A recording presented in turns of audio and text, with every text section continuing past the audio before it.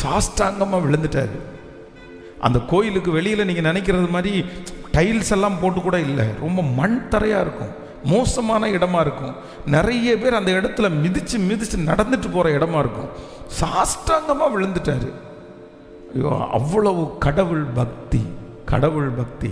ஆண்டவருடைய பிள்ளைகளே, முதல்ல சம்பாதிக்கிறதுக்கு முன்னாடி, முதல்ல கர்த்தர் நம்மளை பிளஸ் பண்ணுறதுக்கு முன்னாடி, முதல்ல ஆண்டவர் என்ன பண்ணணும்னா என்னை அங்கீகரிக்கணும்னு நீங்கள் வாங்க. என்னை என்ன பண்ணணும் சொல்லுங்களேன்? என்னை அங்கீகரிங்க ஆண்டவரே, என்னை அங்கீகரிங்க ஆண்டவரே, என்னை அங்கீகரிங்க ஆண்டவரே.